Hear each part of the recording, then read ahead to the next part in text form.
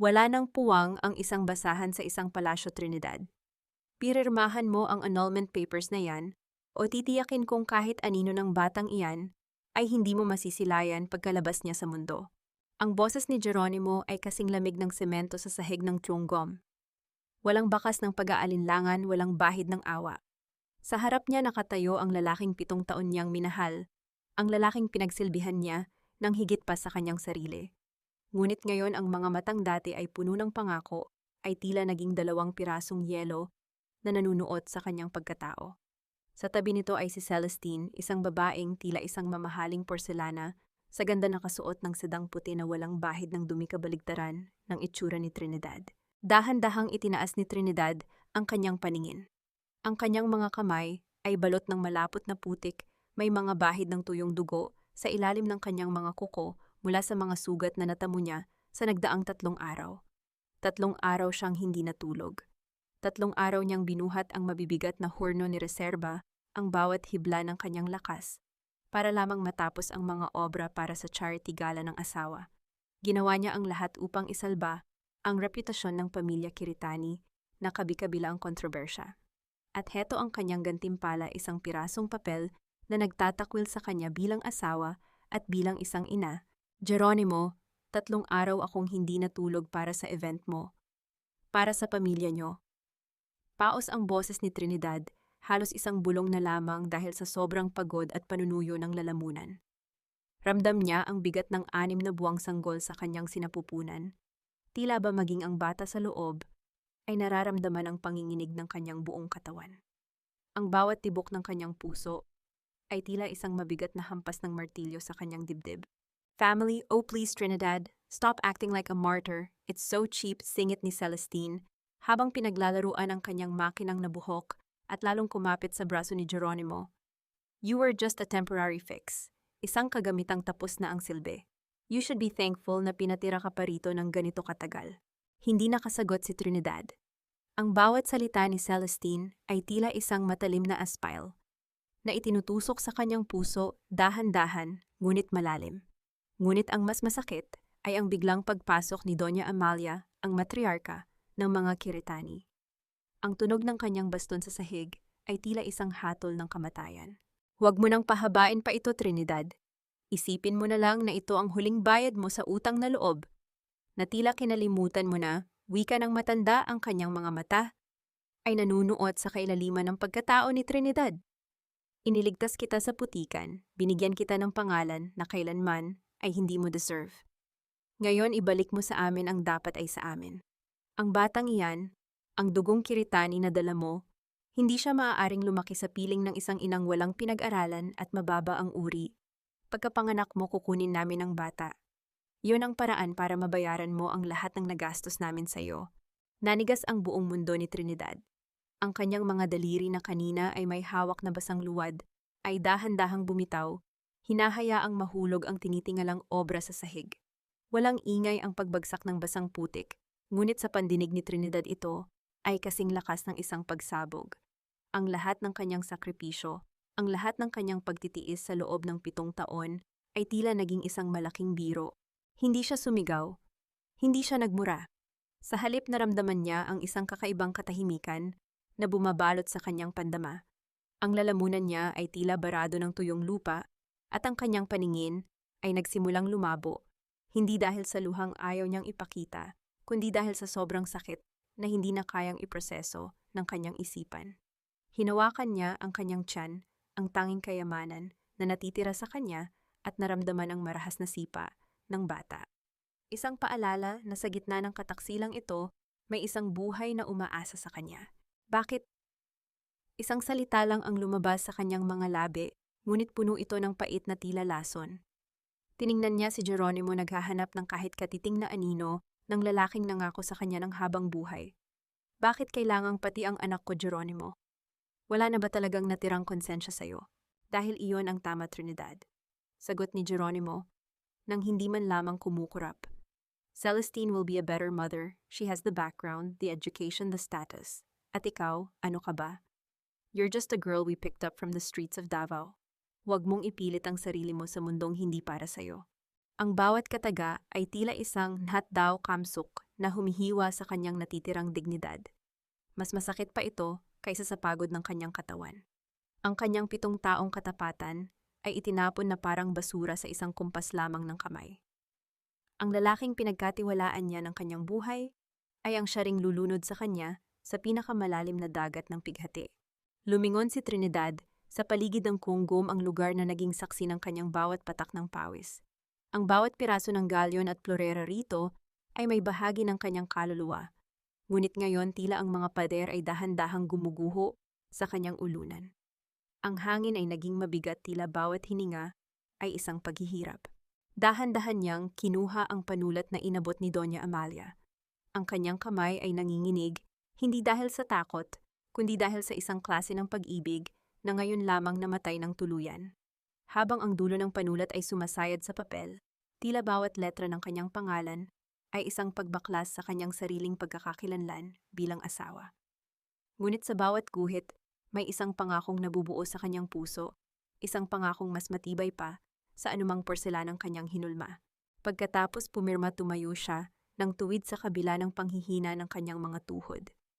Tinitigan niya sila isa-isa, ang kanyang asawang taksil, ang babaeng walang dangal, at ang biyenang mapang-api. Ang kanyang mga mata na dati ay puno ng pagsunod, ay ngayon ay may taglay na isang klase ng apoy na hindi nila kailanman nakita. Nakuha niyo na ang gusto niyo. Bulong niya, ang boses ay tila isang babala mula sa kailaliman ng gabi. Ngunit huwag niyo sanang kalilimutan. Ang bawat luha na pumatak sa sahig na ito ay may katumbas na singil. At ang utang na loob na sinasabi niyo, sisiguraduhin kong sa dulo kayo ang luluhod sa harap ko para magbayad. Tumalikod sila Geronimo na may mga ngiting tagumpay, hindi alintana ang bigat ng sinabi ng babaeng inaakala nilang talunan. Naiwan si Trinidad sa gitna ng malamig na silid, yakap ang kanyang sarili habang ang ulan ay nagsimulang pumatak sa bubungan ng bodega. Ang bawat patak ay tila isang malungkot na awit ng pamamaalam sa kanyang lumang buhay. Habang hinihimas ang kanyang tiyan, isang tanong ang paulit-ulit na umaalingaw-ngaw sa kanyang isipan. Isang katanungang tila walang kasagutan sa ngayon. Hanggang kailan kaya niya kayang itago ang talim ng isang nightingale sa likod ng mga matang basag? At kapag dumating ang araw ng kanyang muling paglipad, may matitira pa kaya sa Imperyong Kiritani, kundi mga abo ng kanilang sariling kasinungalingan? Ang isang tahanan ay nagiging kulungan kapag ang mga taong nakatira rito ay hindi na tao ang tingin sa'yo, kundi isang basurang kailangang itago sa madilim na sulok. Ang bawat hakbang ni Trinidad patungo sa bodega ay tila isang paglakad sa sarili niyang libingan. Bitbit ang isang maliit na bag na naglalaman ng iilang piraso ng lumang damit, pumasok siya sa silid na puno ng mga maalikabok na kahon, mga sirang kagamitan, at amoy ng luma at basang semento. Ito ang lugar na itinalaga ni Doña Amalia para sa kanya, malayo sa marangyang bahagi ng mansyon, malayo sa paningin ng mga bisita, at malayo sa dignidad na pilit niyang pinanghahawakan. Walang kama sa loob, kundi isang manipis na banig lamang na nakalatag sa malamig na sahig. Sa itaas ang isang maliit na bintanang may rehas ang tanging nagbibigay ng kakaunting liwanag, ngunit maging ang sinag ng araw ay tila nahihiyang pumasok sa ganoong kapait na kalagayan. Ito ang nararapat sa iyo, Trinidad. Sa dumi at dilim, dahil dyan ka naman talaga nanggaling. Ang matalim na boses ni Doña Amalia ay umalingaw-ngaw mula sa pinto. Nakatayo ang matanda, tila isang reyna na tinitingnan ang isang alipin. Sa likuran niya, ang mga katulong ng mansyon ay nakayuko. Ang iba ay may awa sa mga mata, ngunit ang karamihan ay tikom ang bibig sa takot. Doña Amalia, buntis po ako. Kahit para na lang sa bata, kahit konting init lang ng silid, pakiusap ni Trinidad, ang kanyang tinig ay nanginginig hindi dahil sa takot, kundi dahil sa hapdi ng kanyang nararamdaman para sa anak. Isang mapait na tawa ang isinagot ng matanda. Ang batang iyan ay isang Kiritani. Masasanay siya sa hirap habang nasa loob mo pa, para paglabas niya at kinuha namin siya, malalaman niya ang kaibahan ng langit at ng impyernong pinagmulan mo. Huwag mong kakalimutan, Trinidad. Utang mo sa akin ang buhay mo. Kung hindi dahil sa pamilyang ito, baka bulok ka na sa kung saang kalsada. Kaya matuto kang magtiis. Magpasalamat ka at may bubong pa sa itaas ng ulo mo. Isinara ng matanda ang pinto. Nang may lakas na yumanig sa mga maalikabok na istante, iniwan si Trinidad sa gitna ng katahimikan na tila sumasakal sa kanya. Ang tunog ng susi na umiikot sa kandado ay tila isang huling hatol. Gabi na nang marinig ni Trinidad ang isang mahinang kalos sa ilalim ng pinto. Isang maliit na platitong may kanin at tuyong isda ang dahan-dahang itinulak papasok. Mula sa maliit na siwang nakita niya ang kulubot na kamay ni Lola Isay, ang pinakamatandang kusinera sa mansyon. "Trining anak, kumain ka. Pasensya ka na ito lang ang nakayanan kong itago. Malamig na ang kanin pero kailangan mo ng lakas para sa bata." Bulong ng matanda mula sa labas, ang boses ay puno ng pagmamalasakit. Dahan-dahang kinuha ni Trinidad ang plato. Habang sinusubo ang malamig na kanin ng bawat butil, ay tila humahalo sa kanyang mga luha. Ito ang kanyang golden moment, isang payak na pagpapakita ng kabutihan sa gitna ng malupit na mundo. Sa bawat nguya nararamdaman niya ang init ng malasakit ni Lola Isay, isang paalala na hindi lahat ng tao sa loob ng palasyong ito ay may pusong bato. Ang hapdi ng kanyang lalamunan ay dahan-dahang napalitan ng isang matibay na determinasyon. Kinabukasan, bilang bahagi ng kanyang parusa at pagbabayad ng utang na loob, iniutos ni Doña Amalia na linisin ni Trinidad ang lahat ng antigong kagamitan ng pamilya na nakatago sa bodega.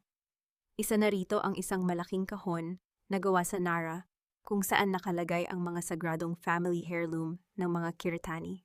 Sa ilalim ng tumpok ng mga luma at mamahaling tela, kinuha ni Trinidad ang isang mahabang Choy Hatkin Hatko, isang kwintas ng mga rosaryo na gawa sa bihirang bato at pilak. Ito ang paboritong hawakan ni Doña Amalia kapag nagdarasal, isang simbolo ng kanilang pagiging makadiyos sa harap ng publiko. Habang maingat na pinupunasan ni Trinidad ang bawat butil ng rosaryo, gamit ang isang malambot na tela, ang kanyang mga daliri ay huminto sa pinakamalaking krus na nasa dulo nito. Ang kanyang mga mata na kanina ay puno ng lungkot ay biglang nagbago. Naging matalas ang kanyang tingin, ang bawat galaw ay naging kalkulado at mabilis. Gamit ang isang maliit na karayom na kinuha niya mula sa laylayan ng kanyang damit, pinindot niya ang isang halos hindi makitang bahagi sa likod ng pilak na krus. Sa isang iglap, isang maliit at manipis na liwanag na asul ang lumabas mula sa gitna ng krus, isang scanner na nakatago sa loob ng antigong alahas. Hindi ito isang ordinaryong rosaryo. Ito ang susi na matagal na niyang hinahanap. Ang bawat butil ay hindi lamang bato kundi mga micro-storage devices na naglalaman ng mga transaksyon ng pamilya Kiritani sa nakaraang 10 taon. Isang mapait na ngiti ang sumilay sa mga labi ni Trinidad habang ang scanner ay dahan-dahang binabasa ang mga impormasyong nakatago sa bawat butil. Ang pamilyang pilit na nagpapababa sa kanya, ang pamilyang gumagamit ng relihiyon para itago ang kanilang mga kasalanan, ay hindi alam na ang mismong sagradong bagay na ipinapalinis nila sa kanya ang magiging mitya ng kanilang pagkagunaw. Ngunit sa gitna ng pag-scan, biglang tumunog ang isang mahinang beep mula sa kanyang kagamitan. Isang babala. May isang folder na naka-encrypt ng higit pa sa normal na seguridad, isang folder na may pangalang Project Nightingale. Napatigil ang tibok ng puso ni Trinidad. Bakit alam ng mga Kiritani ang kanyang matdan? Ang misyong ito ay hindi lamang tungkol sa pera at droga. May mas malalim pang lihim na nakabaon sa ilalim ng mansyong ito, isang lihim na maaaring magmula sa kanyang sariling nakaraan. Habang maririnig ang mabibigat na yabag ni Geronimo na papalapit sa bodega, mabilis na itinago ni Trinidad ang rosaryo sa ilalim ng tela. Ang pinto ay biglang bumukas, nagpapapasok ng isang liwanag na nakakasilaw. "Anong ginagawa mo rito ng matagal, Trinidad?" tanong ni Geronimo. Ang kanyang mga mata ay puno ng paghihinala habang tinitingnan ang mga gamit na nakakalat sa sahig. "May itinatago ka ba?" Tumingala si Trinidad, ibinalik ang maskara ng isang takot at mahinang babae. Ngunit sa kanyang kaloob-looban, ang Nightingale ay nagsimula ng humuni ng isang awit ng digmaan. Ang pinakamahirap na kalaban ay hindi ang taong nasa harap mo kundi ang alaala ng taong akala mo ay kakampi mo. Nanatiling nakayuko si Trinidad, ang kanyang mga daliri ay mahigpit na nakakapit sa laylayan ng kanyang maruming duster. Ramdam niya ang titig ni Geronimo na tila sumasagitsit sa kanyang balat. Ang bawat segundo ng katahimikan sa loob ng bodega ay tila isang lubid na dahan-dahang humihigpit sa kanyang leeg. Ang scanner na itinago niya sa ilalim ng basahan ay tila nagbabaga, natatakot na baka maramdaman ng lalaki ang init ng teknolohiyang hindi dapat naroroon. "Naglilinis lang ako, Geronimo. Gaya ng iniutos ng mama mo," mahinang sagot ni Trinidad. Pinilit niyang gawing paos at nanginginig ang kanyang boses, ang imahe ng isang babaeng wasak na ang espiritu.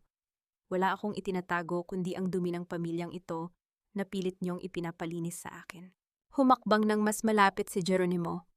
Ang tunog ng kanyang mamahaling sapatos sa magaspang na sahig ay tila bawat pintig ng kaba sa dibdib ni Trinidad.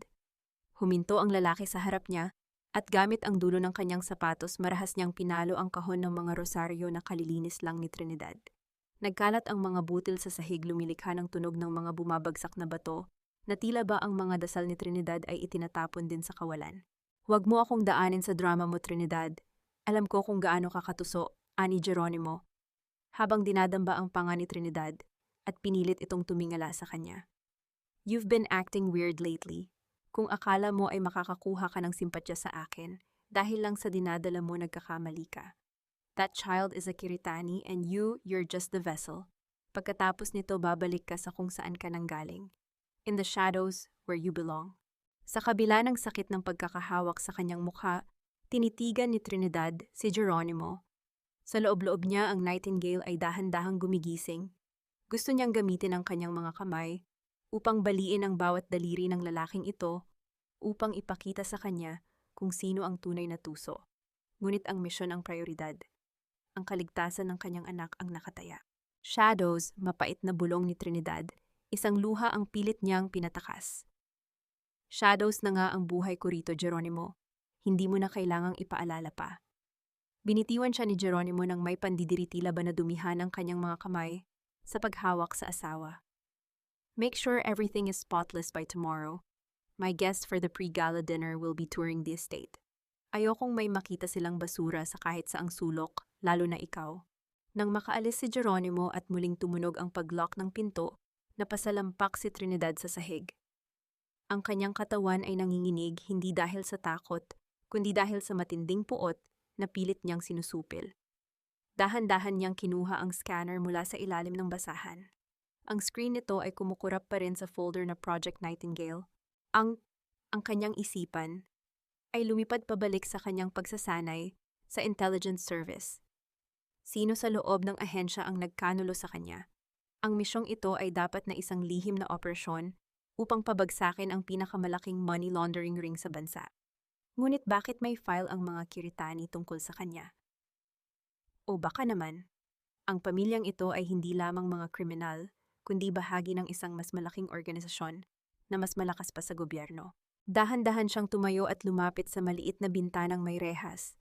Doon sa ilalim ng malamig na liwanag ng buwan, kinuha niya ang isang maliit na pirasong kahoy.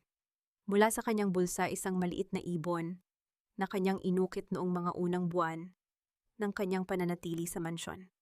Ito ang kanyang golden moment, isang simbolo ng kanyang pangarap na kalayaan para sa kanyang anak. Hinaplos niya ang bawat ukit nito ang kanyang tanging koneksyon sa kanyang tunay na pagkatao na dahan-dahan ng kinakain ng dilim. Konting tiis na lang, maliit na ibon, bulong niya sa kanyang tiyan. Ang kanyang boses ay tila isang dasal sa gitna ng gabi. "Hindi tayo rito mamamatay. Sisiguraduhin kong bawat hibla ng rehas na ito ay magiging alikabok." Biglang isang anino ang dumaan sa tapat ng bintana. Isang mabilis na anino na hindi galing sa isang hayop. Naging alerto ang bawat himaymay ng kanyang kalamnan. Hindi siya nag-iisa. May nagmamasid sa kanya mula sa labas ng bodega, isang taong marunong magtago sa dilim gaya niya. Isang maliit na bato ang tumama sa rehas ng bintana. May kasamang isang maliit na papel na nakatali sa isang pulang sinulid. Mabilis na kinuha ito ni Trinidad at binuksan. Sa loob may nakasulat na isang code na tanging siya lang ang nakakaalam. "The nightingale must sing before the dawn or the cage will be her grave." Namilog ang mga mata ni Trinidad. Ang sulat na iyon ay hindi galing sa kanyang mga kasamahan sa ahensya. Ang sulat na iyon ay may tatak ng isang pamilyang matagal na niyang kinalimutan ang sarili niyang nakaraan bago siya naging isang nightingale. Sino ang nagpadala nito? At paano sila nakapasok sa loob ng mahigpit na binabantayang estate ng mga Kiritani? Ang bawat katanungan ay tila isang bagong tinik na bumabaon sa kanyang isipan. Ang laban na ito ay hindi na lamang tungkol sa hustisya. Ito ay tungkol na sa kanyang nakaraan, na pilit siyang hinahabol, at ang hinaharap ng kanyang anak na dahan-dahang nilalamon ng panganib. Alam mo, Trinidad, kahit ang mga basahan sa mansyong ito ay may mas mataas na halaga kaysa sa iyo ngayon. Sila nilalabhan at pinangangalagaan. Ikaw hinihintay na lang na tuluyang mabulok. Ang boses ni Celestine ay parang patak ng asido na dahan-dahang tumutulo sa sugat ni Trinidad. Pumasok siya sa madilim na bodega habang takip ang ilong ng isang panyo na may burang ginto, tila ba ang mismong hanging hinihingahan ni Trinidad ay isang uri ng peste na nakakahawa. Ang halimuyak ng kanyang mamahaling pabango ay sumasagupa sa amoy ng alikabok at basang lupa, isang mapang-insultong paalala ng mundong ipinagkait na kay Trinidad. Sa harap ni Celestine, nakaupo si Trinidad sa isang maliit na bangko, ang kanyang mga kamay ay abala sa pagmasa ng isang pirasong luwad. Ang malamig at madulas na putik ay gumagalaw sa pagitan ng kanyang mga daliri, isang pamilyar na pakiramdam na nagbibigay sa kanya ng kahit kaunting kapayapaan sa gitna ng unos. Ang bawat pisil niya sa luwad ay tila isang pag-aayos sa sarili niyang watak-watak na emotion. Dinalhan kita ng mga regalo, sabi ni Celestine nang may mapang uyam ng ngiti. Binuksan niya ang isang malaking paper bag at isa-isang itinapon sa sahig, ang mga lumang damit, mga sedang may mantsa, mga blusang butas na ang kilikili at mga panyong kupas na ang kulay. These are my trash, but of course for someone like a treasure na ang mga ito, right? Gamitin mo yan para hindi ka naman magmukhang pulubi kapag dumating ang mga tauhan ng social services. Nanatiling nakayuko si Trinidad. Ramdam niya ang panginginig ng kanyang mga kalamnan sa ilalim ng kanyang balat. Ang bawat piraso ng telang tumatama sa maruming sahig ay tila isang sampal sa kanyang pagkatao. Gusto niyang sumigaw, gusto niyang tumayo at ipakita sa babaeng ito ang tunay na lakas ng isang babaeng sinanay sa pinakamahihirap na operasyon ng gobyerno. Ngunit nanatili siyang tahimik. Ang pagtitiis na ito ay hindi para sa kanyang sarili, kundi para sa pintig ng buhay sa loob ng kanyang sinapupunan.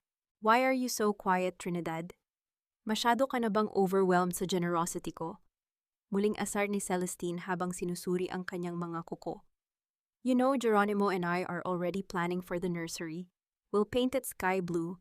Magiging napakaganda ng buhay ng anak mo sa piling ko. He will call me mommy, and he will never know that his biological mother was just a pathetic girl who lived in a warehouse. Ito na ang golden moment ni Trinidad. Sa kabila ng mga salitang tila humihiwa sa kanyang puso, hindi siya natinag. Patuloy niyang minasa ang luwad ng may perpektong ritmo. Ang kanyang mga kamay na balot ng putik ay naging simbolo ng kanyang katatagan. Ang putik na ito ang kanyang sandata. Dito siya humuhugot ng lakas, habang ang luwad ay nagiging isang maliit at perpektong bilog sa kanyang palad. Tila ba ang kanyang isipan ay nagiging isang tahimik at mapanganib na lawa. Ang pagtitimpi niya ay hindi kahinaan, ito ay isang sining ng paghihintay. Salamat sa mga damit, Celestine. Sa wakas ay sagot ni Trinidad, ang kanyang boses ay kalmado at walang emosyon, isang bagay na lalong nagpainit sa ulo ng kausap.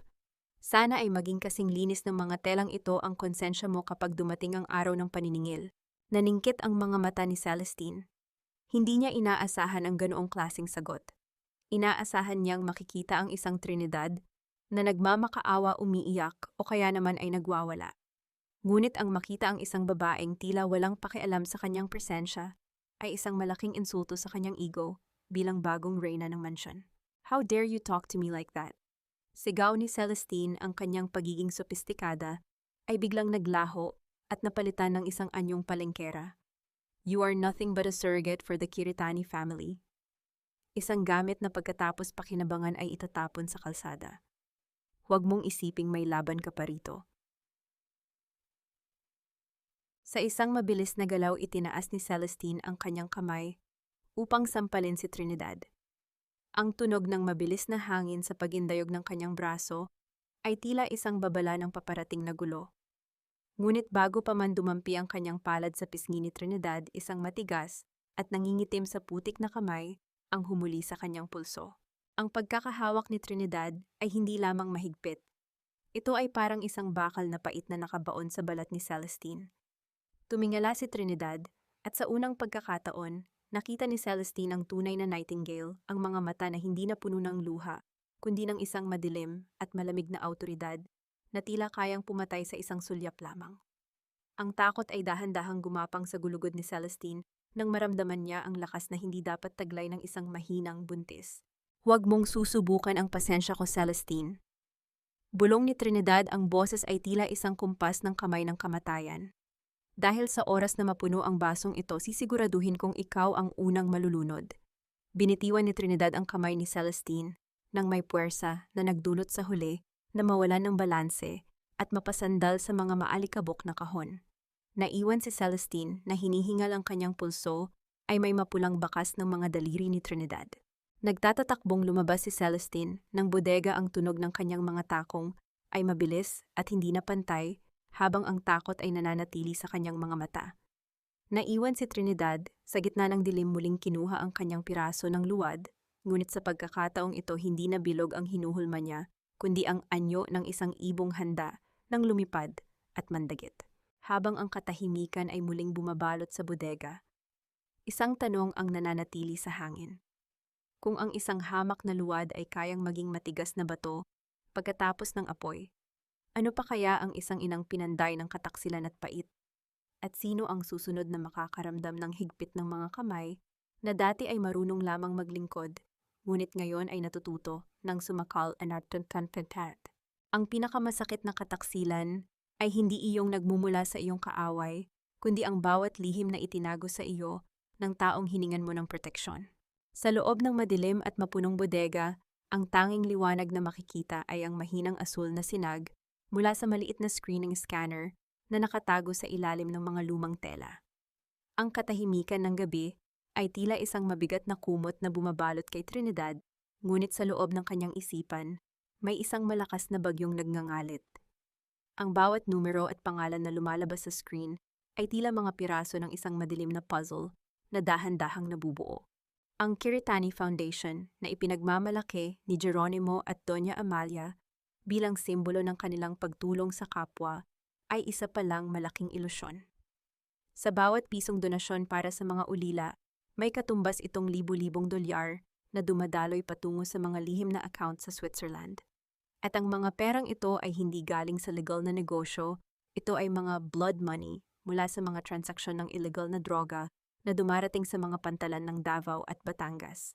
Pati ba naman ang mga batang ito ginamit nyo, bulong ni Trinidad sa hangin ang kanyang boses, ay puno ng pagkasuklam. Ramdam niya ang paninikip ng kanyang dibdib. Ang bawat pangalang nababasa niya ay pamilyar mga politiko, mga opisyal ng gobyerno, at maging ang ilang mga taong akala niya ay kagalang-galang. Ang pamilyang Kiritani ay hindi lamang mga magnanakaw. Sila ang mga arkitekto ng isang sistemang sumisira sa libu-libong buhay, habang sila ay nakaupo sa kanilang mga gintong trono.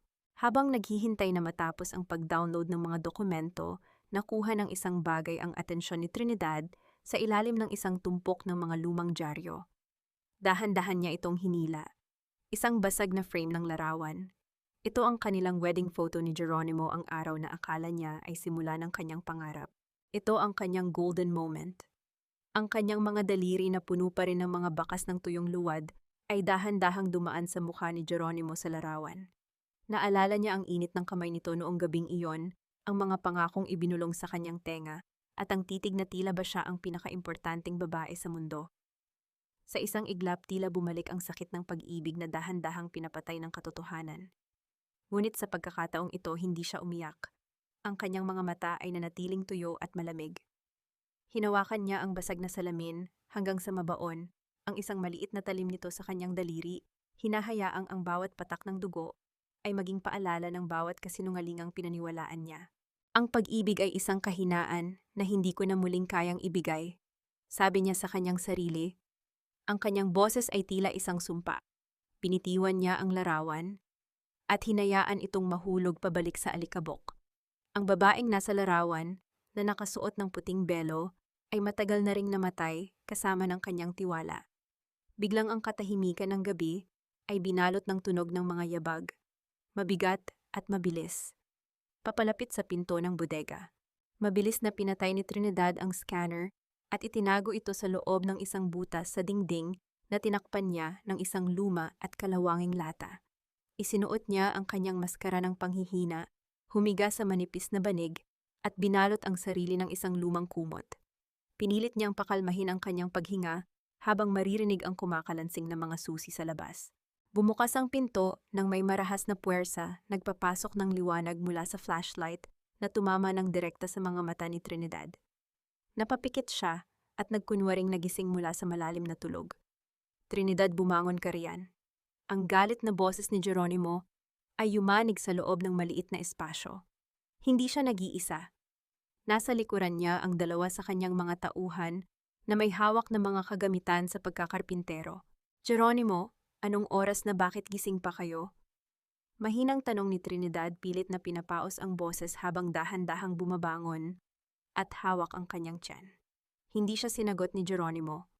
Sa halip, iginala nito ang flashlight sa bawat sulok ng bodega, tila may hinahanap na hindi dapat naroroon. Ang kanyang mukha ay puno ng tensyon at paghihinala, ang mga ugat sa kanyang leeg ay tila puputok na. May mga naririnig ang mga bantay, Trinidad. Sabi nila may nakikita silang kakaibang liwanag dito sa loob tuwing gabi. Ani Geronimo habang lumalapit sa kanya, ang boses ay tila isang ungol ng isang hayop na handang manakmal. Anong ginagawa mo rito kapag walang nakatingin? May kausap ka ba? May itinatago ka ba sa akin? Liwanag, baka po ang buwan lang iyon sa bintana. Sagot ni Trinidad nang hindi kumukurap. Sino namang kakausapin ko rito? Pati ba naman ang katahimikan ko paghihinalaan mo pa? Tiningnan ni Geronimo ang kanyang mga tauhan at nagbigay ng isang maikling kumpas ng kamay. Hindi na ako magtitiwala sa mga salita mo, Trinidad. Dahil masyado kang tuso, kailangang siguraduhin na wala kang gagawing kalokohan habang wala ako rito. Itinuro ni Geronimo ang 4 na sulok ng kisame ng bodega. Starting tomorrow, you will be under constant surveillance. Maglalagay ako ng mga camera rito. Bawat galaw mo, bawat paghinga mo, babantayan ko. You think you're smart? Let's see how you'll move inside a cage that has eyes. Naramdaman ni Trinidad ang isang malamig na kaba sa kanyang dibdib, ngunit nanatili siyang tahimik. Ang mga camera ay nangangahulugang hindi na siya makaka-access sa kanyang kagamitan ng basta-basta. Ang kanyang misyon ay dahan-dahang nasasakal ng mga kamay ni Geronimo, at isa pa, dagdag ni Geronimo habang papalabas ng pinto. Lumingon siya nang may isang mapang-uyam na ngiti. Huwag mong iisiping makakalabas ka pa rito para magpatingin sa doktor. Mula ngayon, ang doktor na ang pupunta rito para tingnan ang bata. You are officially disconnected from the world, Trinidad. Welcome to your permanent home. Isinarang muli ang pinto at sa muling pagbalot ng kadiliman, naramdaman ni Trinidad ang bigat ng realidad. Ang bawat daan palabas ay dahan-dahan ng isinasara. Siya ay nakakulong sa isang silid na may mga matang hindi kumukurap, kasama ang mga lihim na maaaring pumatay sa kanya bago pa man dumating ang bukang liwayway. Sa ilalim ng pulang ilaw ng camera na tila mata ng demonyong hindi kumukurap, ang bawat hininga ni Trinidad ay naging isang maingat na laro ng pagtatago. Alam niyang sa bawat paggalaw ng kanyang mga daliri, sa bawat pagkurap ng kanyang mga mata, may isang taong nanonood mula sa kabilang bahagi ng dingding, naghihintay ng kanyang pagkakamali. Ang bodega ay naging mas maliit sa paningin ni Trinidad. Ang presensya ng mga kamera sa bawat sulok ay tila mga aninong dahan-dahang sumasakal sa kanyang kalayaan. Nakaupo siya sa sahig na kasandal sa malamig na pader habang hinihimas ang kanyang tiyan. Ang tanging tunog na maririnig ay ang mahinang pag-ikot ng lens ng camera sa kisam. Isang mechanical na tunog na tila ba bumibilang ng bawat segundong natitira sa kanyang buhay. Biglang ang katahimikan ay binalot ng tunog ng mabibigat na yabag sa labas. Hindi ito ang nagmamadali at mayabang na lakad ni Geronimo o ang marahas na tunog ng baston ni Doña Amalia. Ito ay isang mahinahon, profesional at kalkuladong hakbang. Bumukas ang pinto at isang lalaking naka-Amerikana at may bitbit na medical bag ang pumasok, kasunod ang isang gwardiya na agad ding lumabas at isinara ang pinto. Good morning, Mrs. Kiritani. I am Dr. Alfonso. Inutusan ako ni Doña Amalia na tingnan ang kalagayan mo at ng bata mo. Ang boses ng lalaki ay malalim at formal, ngunit may isang kakaibang tono na nagpalingon kay Trinidad. Tumingala si Trinidad. Sa ilalim ng salamin ng doktor, nakita niya ang mga matang hindi kailanman niya makakalimutan. Yon ang mga mata ng isang taong nakasama niya sa pinakamahihirap na pagsasanay sa kagubatan, ang mga mata ng isang kasamahang ilang beses na niyang isinalba mula sa bingit ng kamatayan. Si Theron, o mas kilala sa loob ng ahensya bilang Alfonso, ay narito. Salamat, Doc. Medyo nahihilo lang ako at parang laging pagod. Sagot ni Trinidad, ang kanyang boses ay nanatiling matatag at walang pahiwatig na kilala niya ang lalaki. Alam niyang nakatingin ang camera. Alam niyang bawat salita nila ay naririnig ni Geronimo. Lumapit si Alfonso at dahan-dahang inilapag ang kanyang gamit sa tabi ng banig ni Trinidad. Normal lang yan sa kalagayan mo lalo na't hindi maganda ang bentilasyon dito. Humiga ka ng maayos, kailangan kong pakinggan ang tibok ng puso ng baby. Habang inilalabas ni Alfonso ang kanyang stethoscope, ang kanyang likuran ay nakaharang sa anggulo ng pangunahing camera na nakatutok sa kanila. Ito ang kanilang golden moment. Sa gitna ng kapaitan at panganib, ang pagkakataong makita ang isang kakampi ay tila isang bukal ng tubig sa gitna ng disyerto. Inilapat ni Alfonso ang malamig na dulo ng stethoscope sa tiyan ni Trinidad. Ang kanyang mga mata ay nanatiling nakatutok sa kanyang relo, tila ba nagbibilang ng pulso. Ngunit sa ilalim ng stethoscope, may isang maliit na piraso ng papel na nakatupi ng manipis na dahan-dahan niyang inusod patungo sa palad ni Trinidad. "The baby is strong, Trinidad." Bulong ni Alfonso sa isang boses na halos hindi marinig sapat lang para sa kanya. "But the agency is compromised. Don't trust the reports. Focus on the Nightingale file. Everything you need is in the package I'll leave behind." Naramdaman ni Trinidad ang mabilis na tibok ng kanyang sariling puso. Compromised. Ang ibig sabihin ay hindi naligtas ang kanyang mga kasamahan. Ang ibig sabihin ay mag-isa na lang siya sa laban na ito, maliban kay Alfonso, na nagbubuhis ng buhay para makapasok sa mansyong ito. "Is he really okay, Doc?" Tanong ni Trinidad sa Taglish, pinipilit na huwag manginig ang kanyang boses habang dahan-dahang itinatago ang maliit na papel sa loob ng kanyang palad. "Minsan kasi feeling ko, parang hindi na siya gumagalaw. He's a fighter just like his mother, Mrs. Kiritani." Sagot ni Alfonso, habang diretso siyang tumingin sa mga mata ni Trinidad. May isang mensahe sa titig na iyon, isang pangako ng proteksyon, isang paalala na hindi siya iniwan ng kanyang tunay na pamilya. "I will prescribe some vitamins. Kailangang inumin mo ito ng regular. I'll leave the first bottle here with the guard." Inayos ni Alfonso ang kanyang gamit at tumayo. Ang kanyang bawat kilos ay perpekto, walang bahid ng pagduda para sa sinumang nanonood sa monitor. Ngunit bago siya makarating sa pinto, ang speaker sa dingding ay biglang bumukas at ang boses ni Geronimo ay umaling-awngaw sa buong bodega. "Dr. Alfonso, a word before you leave." Ani Geronimo, ang kanyang boses ay puno ng nakakangilong autoridad. "I noticed you were whispering to my wife. May problema ba sa kalusugan niya na hindi ko dapat malaman? O baka naman, may iba kayong pinag-uusapan?" Napatigil si Alfonso sa tapat ng pinto. Ang kanyang likuran ay tuwid, ngunit naramdaman ni Trinidad ang tensyon sa buong paligid. Ang hangin ay tila naging kuryente na handang sumabog sa anumang segundo. "I was just giving her professional advice about her breathing, Mr. Kiritani." Mahinahong sagot ni Alfonso, lumingon siya nang bahagya sa camera. "Anxiety can affect the baby's heart rate. Nothing more, nothing less. I'll send the detailed report to your office." "Good," sagot ni Geronimo, ngunit ang tono ng kanyang boses ay hindi kumbinsido. "Because I don't like secrets in my house. At ikaw, Trinidad, huwag mong isiping porke may doktor ka na ay ligtas ka na. One wrong move from your doctor and both of you will regret it." Bumukas ang pinto at lumabas si Alfonso, iniwan si Trinidad na mag-isa muli sa ilalim ng pulang ilaw ng kamera. Habang ang tunog ng susi ay muling pumipihit sa labas, mahigpit na ikinuyom ni Trinidad ang kanyang palad, kung saan nakatago ang maliit na papel. Ang kanyang puso ay nagliliyab sa galit at pag-asa. Alam na niya ngayon na ang laban ay hindi na lamang sa loob ng mansyong ito. Ang Nightingale ay kailangang kumilos ng mas mabilis bago pa man tuluyang maglaho ang liwanag. Ngunit ang huling sinabi ni Geronimo ay nag-iwan ng isang malalim na pangamba. Paano kung alam na ni Geronimo ang tunay na pagkatao ni Alfonso? Paano kung ang pagbisitang ito ay isang bitag lamang para makuha ang huling alas ni Trinidad? Habang tinititigan niya ang camera, isang mapait na ngiti ang sumilay sa mga labi ni Trinidad. "Watch me, Geronimo," bulong niya sa kanyang isipan. "Watch me as I burn your world down to the ground." Ang bawat tungkulin ay may kaakibat na bigat, ngunit ang pinakamahirap na pasanin ay ang magpanggap na tapat sa isang pamilyang ang tanging hangad ay tadtarin ang iyong kaluluwa. Sa ilalim ng malabong liwanag ng bumbilya sa bodega, binasa ni Trinidad ang maliit na papel na iniwan ni Alfonso. "Trust no one but the shadow."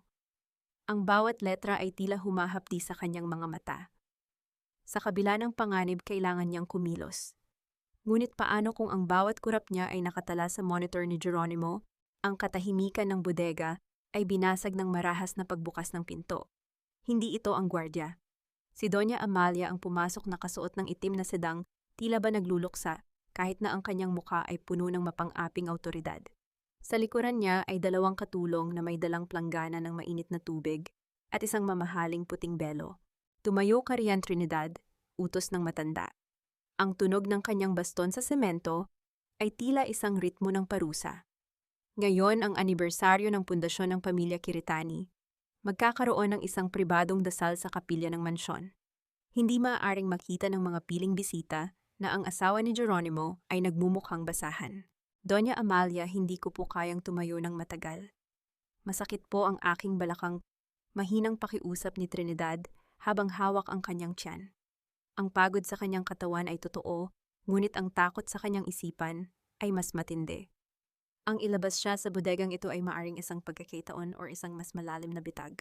Huwag mo akong sagutin ng reklamon, singhal ng matanda. Ang utang na loob mo sa amin ay hindi nababayaran ng pag-upo lang sa dilim.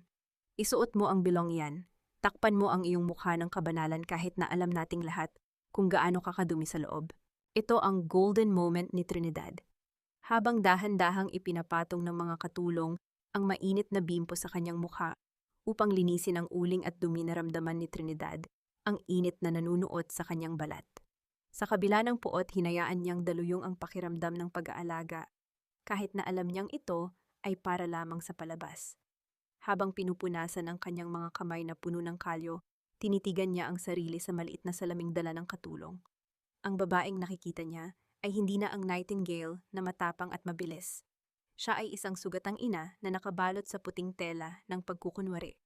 Isang luhang hindi niya napigilan ang pumatak sa mainit na tubig, isang tahimik na pamamaalam sa kanyang huling hibla ng inosente. Dinala siya sa kapilya ng mansyon, isang lugar na puno ng ginto, at mga imaheng tila humuhusga sa kanya. Sa harap ng altar nakatayo si Geronimo at Celestine. Ang sakit na makitang magkatabi ang dalawa sa harap ng Diyos ay tila isang libong karayom na tumutusok sa dibdib ni Trinidad. Luhod utos ni Doña Amalia. Pumuwesto si Trinidad sa malamig na marmol. Ang bigat ng kanyang tiyan ay nagpapahirap sa bawat hininga niya. Habang nagsisimula ang dasal na ramdaman ni Trinidad, ang isang kamay na humawak sa kanyang balikat. Si Geronimo. Look at you, Trinidad. Ang ganda mo sa puting bulong ni Geronimo, ang kanyang hininga ay amoy alak at panlilinlang. Sana ganito ka na lang lagi. Tahimik, masunurin at nakatago ang dumi sa ilalim ng belo. Don't make a scene and maybe just maybe I'll let you see the baby for 5 minutes before we send you away. Hindi sumagot si Trinidad. Ipinikit niya ang kanyang mga mata ngunit hindi para magdasal sa pamilyang ito. Ginagamit niya ang bawat segundo ng katahimikan para kabisaduhin ang layout ng kapilya. Napansin niya ang isang maliit na ukit sa gilid ng pews, isang lumang simbolo ng ahensya na tila ba naiwan doon ng isang naunang Nightingale. Ang mansyong ito ay hindi lamang kuta ng mga kriminal, ito ay isang sementeryo ng mga lihim. Pagkatapos ng dasal, ibinigay ni Doña Amalia ang isang regalo kay Trinidad, isang mabigat at makitid na shawl na gawa sa lokal na hinabing tela. Isuot mo ito, ito ang simbolo ng iyong pagiging bahagi ng pamilyang ito. Huwag mo itong huhubarin kahit sa loob ng bodega. Nang muling ibalik si Trinidad sa bodega, at isara ang pinto, agad niyang sinuri ang shawl. Sa loob ng makapal na tahi naramdaman niya ang isang matigas na bagay. Hindi ito tracker. Hindi ito mikropono. Ito ay isang maliit na vial ng gamot na may tatak ni Alfonso, ngunit may kasamang isang babala na nakasulat sa hibla ng tela. Dali-daling binuksan ni Trinidad ang kanyang palad upang inumin ang gamot na kailangan ng kanyang anak, ngunit bago pa man ito dumampi sa kanyang labi ang speaker sa dingding, ay muling umaling-aungaw. Trinidad, ang boses ni Geronimo ay puno ng malisya. I forgot to tell you, I checked the vitamins that Dr. Alfonso gave you. Too bad they were contaminated. Just like your loyalty, I had my men replace them with something else. Why don't you try one? Let's see if your body is as tough as your spirit. Napatigil ang kamay ni Trinidad sa hangin. Ang vial sa kanyang kamay ay maaaring lason o maaaring ito ang tanging pag-asa niya. Ang bawat tibok ng kanyang puso ay tila isang babala. Sa kabilang dako ng monitor, nakikita ni Geronimo ang kanyang bawat panginginig. Ang bitag ay hindi lamang nakapaligid sa kanya. Ito ay nasa mismong palad na niya. Itinaas ni Trinidad ang vial ang kanyang mga mata ay diretso sa camera. Sa isang mabilis na galaw, tinungga niya ang nilalaman nito, habang ang isang mapait na ngiti ay sumilay sa kanyang mga labi. Pagkatapos ng ilang segundo ang kanyang katawan ay marahas na nangisay at bumagsak sa semento, habang ang pulang ilaw ng camera ay patuloy na kumukurap saksi sa kanyang huling paghingalo sa gitna ng dilim. Ang unang bitak sa isang matibay na pader ay hindi laging nagmumula sa lakas ng maso mula sa labas. Madalas ito ay ang pressure mula sa loob na hindi na kayang ikubli ng semento at pintura. Ang sahig ng bodega ay kasing lamig ng bangkay, at sa bawat segundong lumilipas ang katawan ni Trinidad ay nananatiling nakatihaya, walang kibo at tila wala ng hininga. Sa monitor ni Geronimo ang imahe ay malinaw, ang babaeng binaliwala niya ay tila bumigay na sa bigat ng kanyang sariling lason. Ang pulang ilaw ng camera ay patuloy na kumukurap, isang mechanical na saksi sa isang trahedyang siya mismo ang may akda. Narinig ang marahas na pagpihit ng susi at ang kalabog ng pinto sa paghampas nito sa pader. Pumasok si Geronimo na hinihingal, ang kanyang mukha ay hindi bakas ng pag-aalala kundi ng purong pagngangalit. Hindi siya natatakot na mamatay si Trinidad. Natatakot siya na mawala ang vessel ng kanyang tagapagmana. "Trinidad, huwag mo akong linlangin." Sigaw niya habang marahas na hinahawakan ang balikat ng asawa at niyayanig ito. Ang ulo ni Trinidad ay luyloy, ang kanyang balat ay maputla at malagkit sa pawis. Nang hawakan ni Geronimo ang leeg nito, naramdaman niya ang isang mahina na pakahinang pintig, tila isang kandilang malapit ng mamatay sa gitna ng bagyo. Dahan-dahang imulat ni Trinidad ang kanyang mga mata. Hindi ito ang mga matang puno ng takot na inaasahan ni Geronimo. Sa kabila ng panghihina, may isang mapanganib na ningas sa kanyang mga balintataw. Ang gamot na ininom niya ay hindi lason at hindi rin ang pinalitang vial ni Geronimo. Ito ay isang tactical sedative, isang gamot na nagpapabagal sa sistema ng katawan upang magmukhang naghihingalo, isang teknik na natutunan niya sa intelligence service para sa mga sitwasyong kailangan niyang ilikas ang sarili mula sa isang mahigpit na pagkakakulong. You really tried to kill us." Mahinang bulong ni Trinidad, ang bawat salita ay tila isang patak ng dugo. "I gave you what you deserved," bulyaw ni Geronimo, ngunit may isang bahid ng pag-aalinlangan sa kanyang boses. Tumayo siya at nagsimulang maglakad, nang pabalik-balik ang tunog ng kanyang mga yabag ay mabilis at hindi mapakali. Napansin niya ang isang maliit na piraso ng papel na nakalabas sa bulsa ng duster ni Trinidad. Marahas niya itong hinablot. Ito ang bitak na sadyang iniwan ni Trinidad para sa kanya. Sa loob ng papel may mga sulat kamay na sadyang ginawa ni Trinidad na magmukhang malambot at puno ng pag-ibig, isang liham para kay Alfonso. Hindi ito tungkol sa misyon, kundi isang peking liham ng pag-ibig, isang pain. Upang isipin ni Geronimo na ang kanilang relasyon ng doktor ay personal at hindi profesional na ugnayan ng mga espiya. Kaya pala ganoon na lamang ang pagtatanggol niya sa iyo." Bulong ni Geronimo, ang kanyang panga ay nagngangalit sa selos at puot. Ang kanyang ego bilang isang Kiritani ay mas nasugatan kaysa sa anumang banta ng batas. "Pinagtataksilan mo ako sa loob mismo ng mansyon ko." Ito ang golden moment ni Trinidad. Habang nakahiga sa sahig, nakita niya ang isang maliit na gagamba na dahan-dahang gumagawa ng sapot sa kanto ng isang lumang kahon. Sa kabila ng kanyang pisikal na paghihirap, naramdaman niya ang isang kumpas ng kapayapaan. Gaya ng gagamba, dahan-dahan na niyang nahuhuli ang kanyang biktima sa sarili nitong emotion. Ang bawat galit ni Geronimo ay isang hakbang palapit sa kanyang pagkawasak. Hinawakan ni Trinidad ang kanyang tiyan, naramdaman ang isang mahinang sipa, isang senyales na ligtas ang kanyang anak sa ilalim ng proteksyon ng kanyang sakripisyo. "Wala kang alam, Geronimo," sabi ni Trinidad, pilit na bumabangon habang ang kanyang likod ay sumasandal sa magaspang na semento. "Ang alam mo lang ay ang kontrolin ang lahat. Pero kahit kailan hindi mo makokontrol ang puso ng isang taong matagal mo nang pinatay." Lalong nagdilim ang mukha ni Geronimo. Lumapit siya kay Trinidad at dinamba ang mukha nito, ang kanyang mga kuko ay bumaon sa balat ng babae. "Akala mo ba ay hahayaan kitang makasama ang doktor mo? Akala mo ba ay matatalo mo ako sa laro mo?" Tumayo si Geronimo at lumingon sa kanyang mga tauhan na nakatayo sa pinto. Dalhin siya sa isolation room sa basement, yung may temperature control, at tanggalin ang lahat ng komunikasyon. Mula ngayon wala nang doktor na lalapit sa kanya. Kung gusto niyang mamatay, siguraduhin niyo muna na buhay na lalabas ang anak ko bago siya tuluyang mabulok sa lamig. Naramdaman ni Trinidad ang marahas na paghatak sa kanya ng mga tauhan ni Geronimo. Ang paglipat sa kanya sa isolation room ay nangangahulugang mas mahigpit na seguridad. Ngunit ito rin ang lugar kung saan mas malapit ang access niya sa main server ng mansyon, isang bagay na hindi alam ni Geronimo. Habang hinihila siya palabas ng bodega, nakita ni Trinidad si Celestine na nakatayo sa dulo ng pasilyo, may hawak na baso ng wine at may mapang-aping ngiti sa mga labi. Ngunit bago sila tuluyang makalampas, may isang bagay na nahulog mula sa kamay ni Geronimo habang sinusuri niya ang peking sulat ni Alfonso, isang susi na may kakaibang hugis. Namilog ang mga mata ni Trinidad. Iyon ang susi sa vault ni Doña Amalia, ang vault kung saan nakatago ang tunay na Project Nightingale file.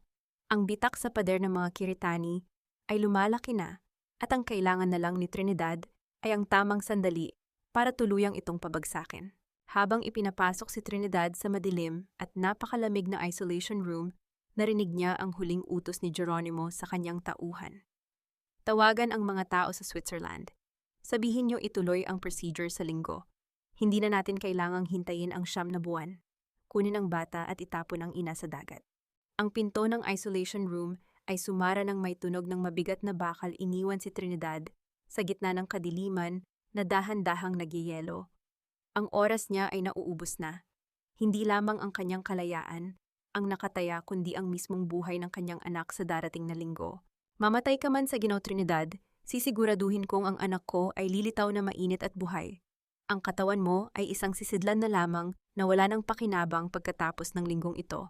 Ang boses ni Geronimo na nagmumula sa speaker sa kisame ay tila bawat butil ng yelo na dumadapo sa balat ni Trinidad.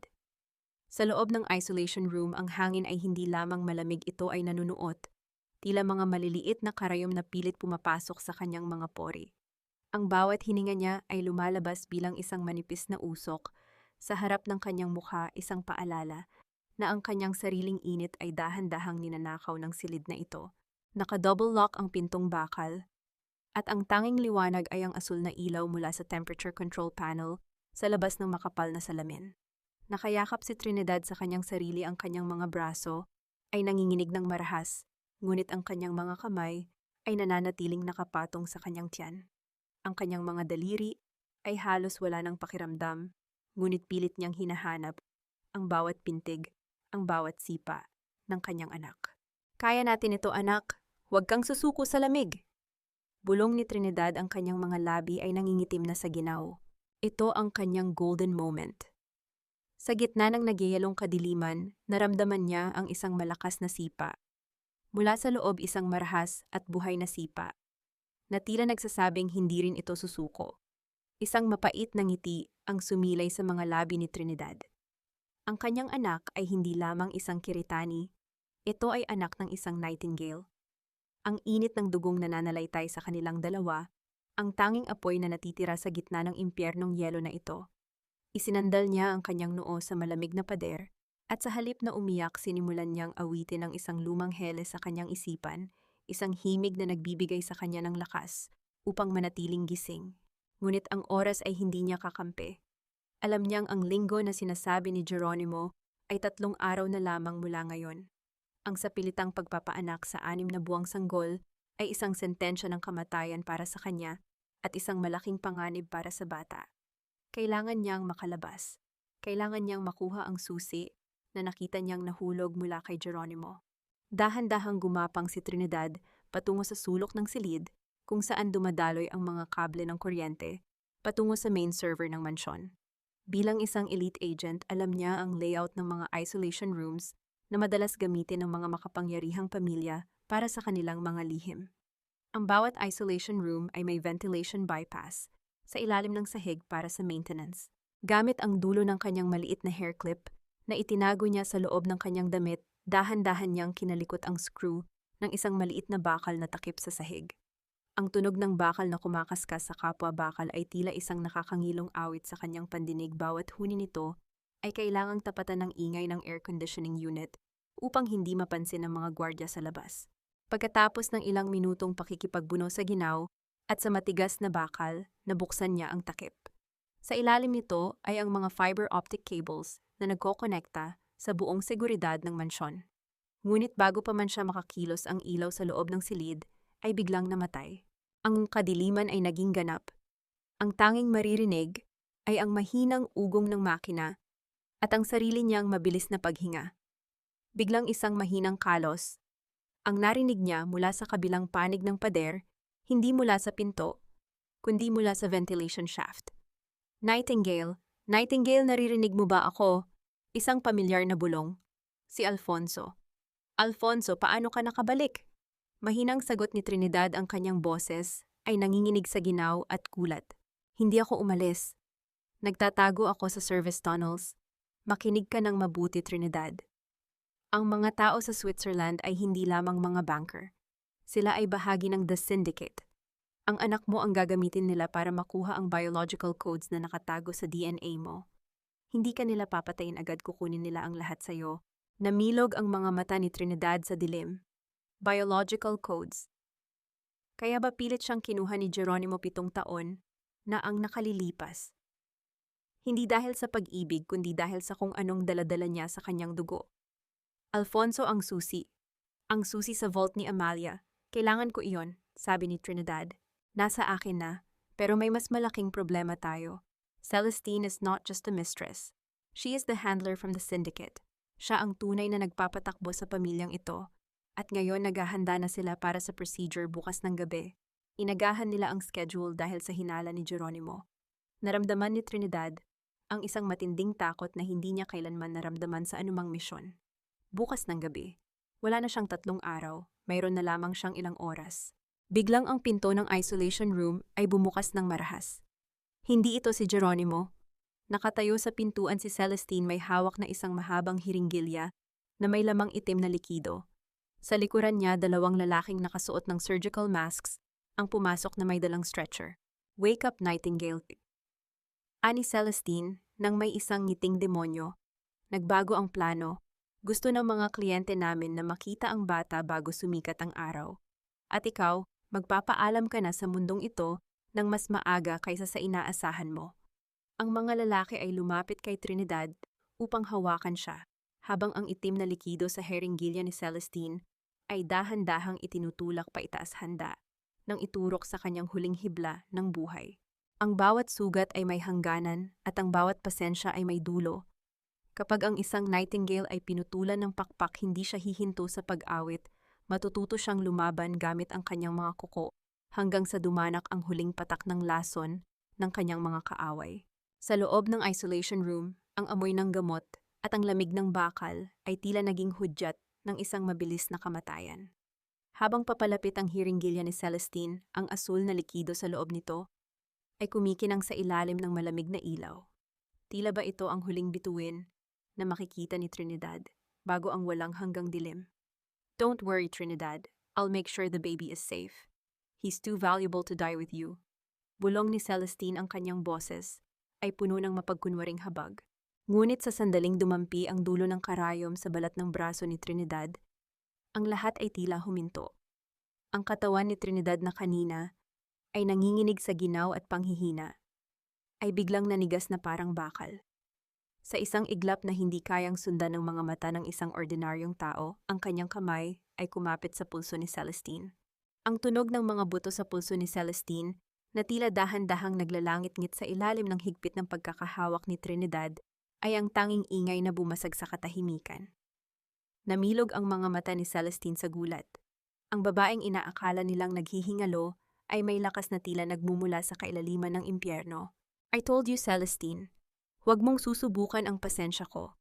Ang boses ni Trinidad ay hindi na ang paos na tinig ng isang biktima. Ito ay malamig, matalas at puno ng awtoridad ng isang babaeng sinanay pumatay sa dilim. Bago pa man makakilos ang 2 lalaking kasama ni Celestine, binaliktad ni Trinidad ang kamay ng babae at itinurok ang hiringgilya sa hita ng isa sa mga gwardya. Ang lalaki ay hindi man lamang nakasigaw nang maramdaman niya ang mabilis na pagkaparalisa ng kanyang mga kalamnan, dahilan upang bumagsak siya sa semento na tila isang punong pinutol. Sa isang mabilis na ikot, ginamit ni Trinidad ang stretcher bilang panangga at tinadyakan ang pangalawang lalaki sa sikmura.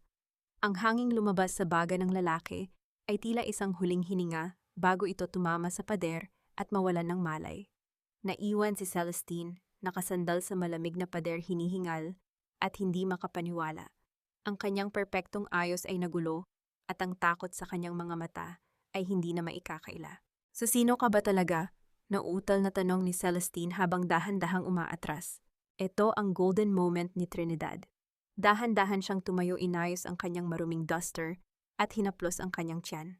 Sa kabila ng lahat, ang kanyang anak ay nanatiling tahimik, tila ba alam nito na ang kanyang ina ay nasa gitna ng isang digmaan. Pinulot ni Trinidad ang isang maliit na hair clip sa sahig, ang simpleng bagay na nagligtas sa kanya, at muling isinuot ito sa kanyang buhok. Ang kanyang anyo ay hindi na isang sugatang ina, kundi isang mandirigmang handa ng maningil. "I am the one you should have killed when you had the chance, aha." Sagot ni Trinidad. Lumapit siya kay Celestine at hinawakan ang panga nito, pinilit itong tumingin sa kanyang mga mata. "You wanted to see the nightingale fly? Well, watch closely because I'm about to burn this palace down." Hindi pinatay ni Trinidad si Celestine. Alam niyang mas mahalaga ito bilang bihag. Gamit ang mga taling nakita niya sa stretcher, iginapos niya si Celestine ng mahigpit at nilagyan ng busal ang bibig nito. "Stay here and watch the monitor, Celestine. Panorin mo kung paano ko wawasakin ang lahat ng pinaghirapan nyo," bulong niya bago kinuha ang access card sa bulsa ng babae. Dahan-dahang binuksan ni Trinidad ang pinto ng isolation room.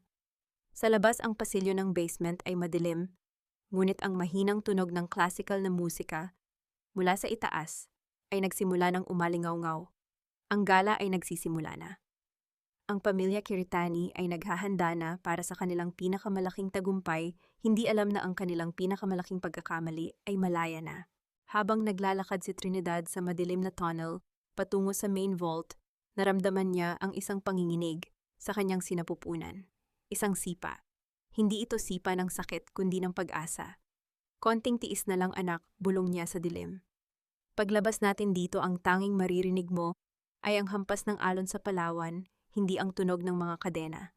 Ang isang pamilyang itinayo sa kasinungalingan ay guguho sa sandaling ang katotohanan ay dumanak sa sahig kasing pula ng dugo ng sarili mong laman. Ang usok mula sa dulo ng baril ni Doña Amalia ay dahan-dahang humalo sa malamig na hangin ng vault, isang amoy ng asupre na tila hininga ng impyerno.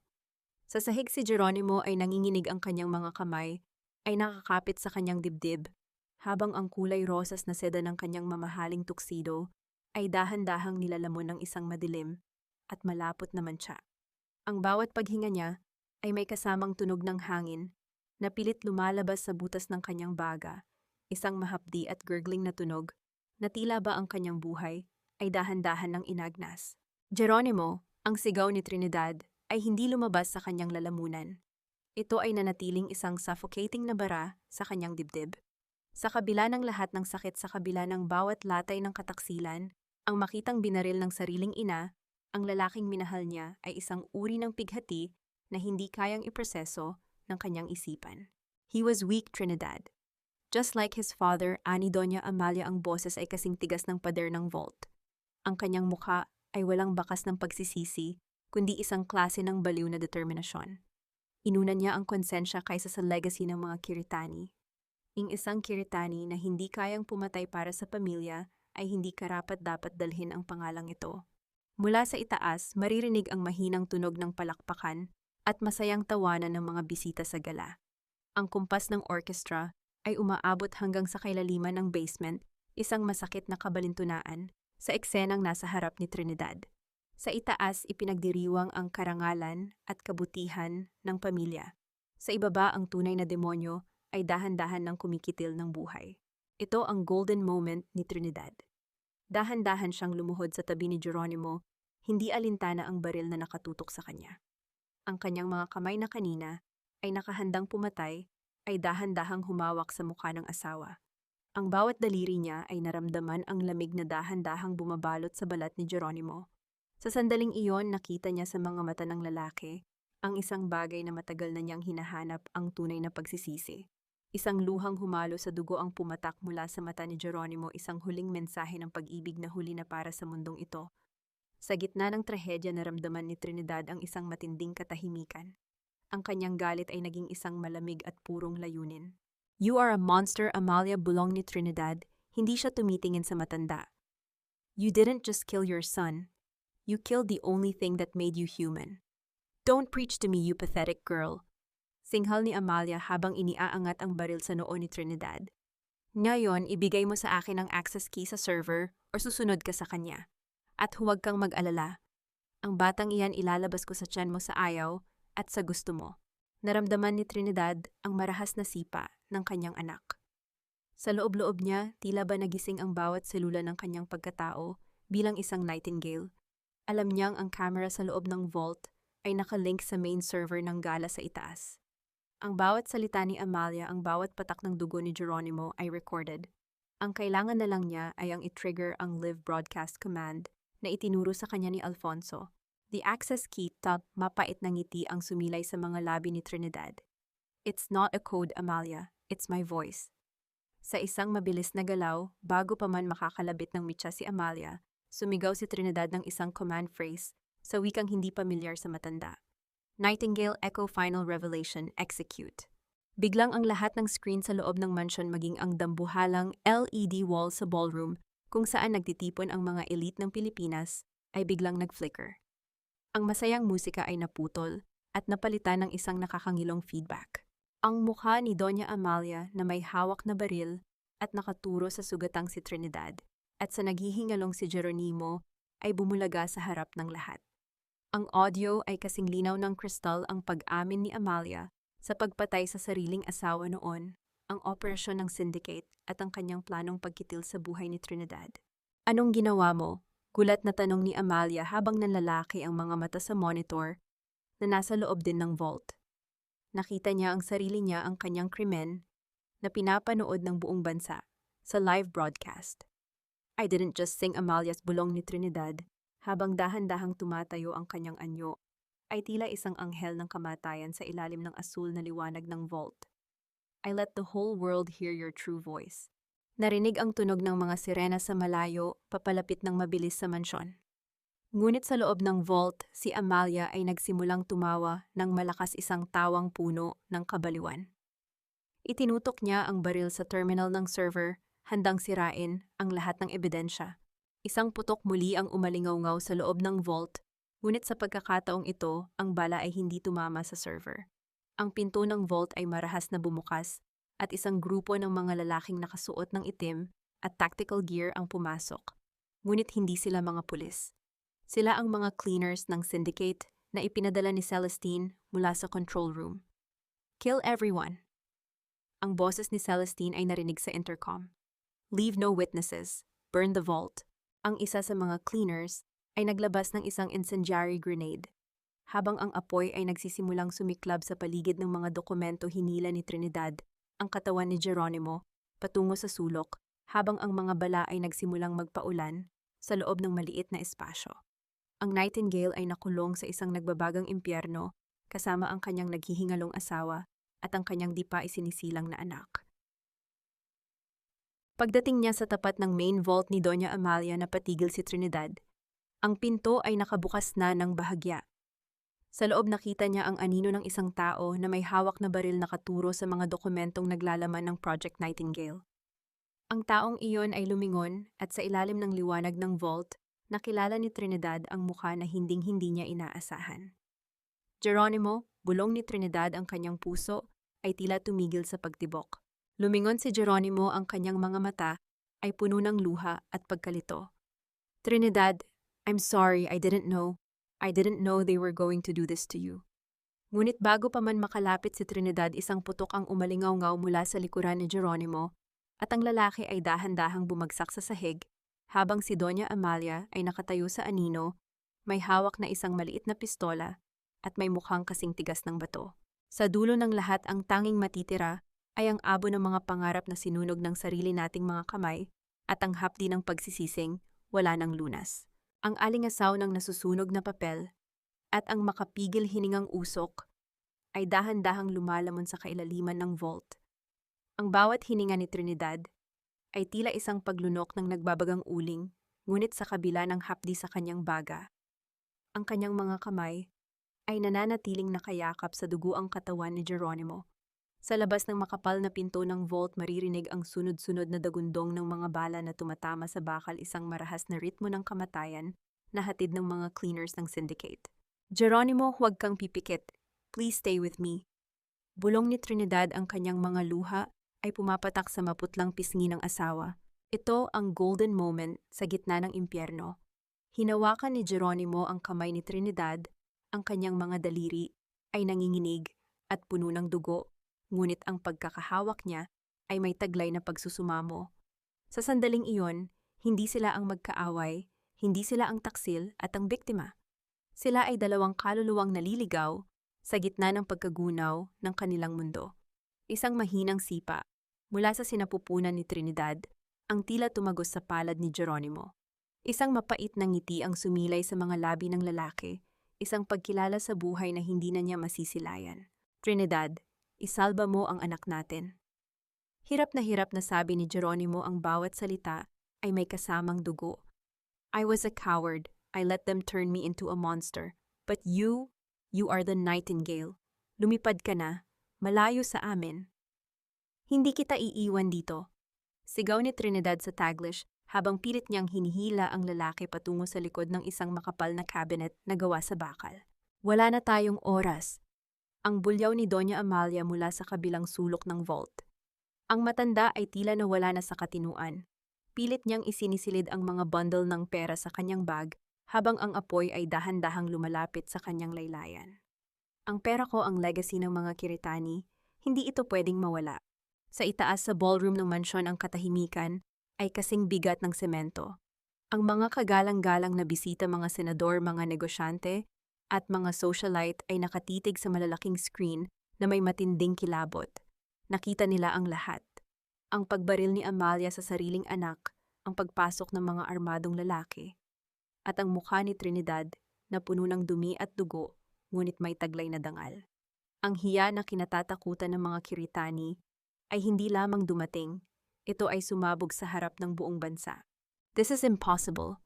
This must be a prank, sigaw ng isang bisita, ngunit ang boses niya ay nalunod sa tunog ng totoong putok ng baril na nagmumula sa silong ng mansyon. Biglang ang pinto ng vault ay marahas na nayanig. Isang malakas na pagsabog ang nagpadapa sa lahat. Nang humawi ang usok, hindi ang mga cleaners ang pumasok, kundi si Alfonso, kasama ang isang elite tactical team. Ang mga laser lights mula sa kanilang mga baril ay tila mga pulang guhit sa gitna ng makapal na usok. Clear, secure the target. Get the Nightingale out of here. Ang boses ni Alfonso ay puno ng awtoridad at pag-aalala.